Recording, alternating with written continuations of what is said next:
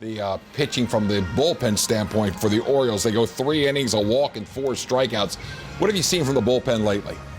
Well, I see they're well rested. I mean, this past week, the starters have been outstanding, so it's really helped everybody kind of regroup. Starters getting deep into the ball game, bullpens getting more rest, and you see how effective they can be. Buck Showalter has the ability to match up.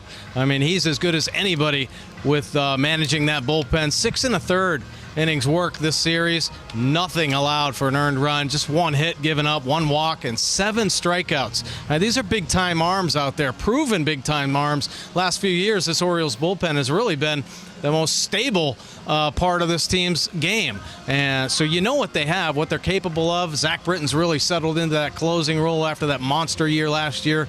O'Day, one of the best setup men in the game, is having another sensational year. Tommy Hunter's throwing very well. Brad Brock, swing and miss stuff. So that bullpen is really starting to come together, and the team looks good. I think overall, I think they'd like to tighten things up a little bit more defensively, and that's on the horizon with J.J. Hardy and Flaherty coming back soon. But offensively, they're swinging the bats well. They're getting their timely hits. Starters getting deep into ball games, and the bullpen is rested and dominant again.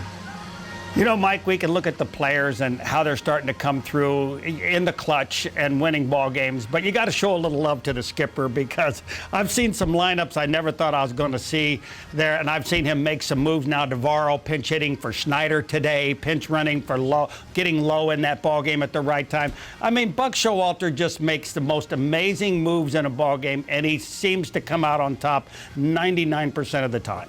Well, you know, he has a great feel and understanding for his players. It seems like he knows what makes them tick.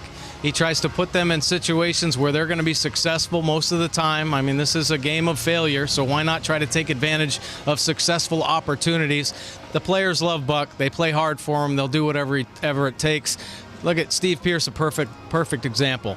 Playing second base this whole series and did a great job. Why? Buck believes in him.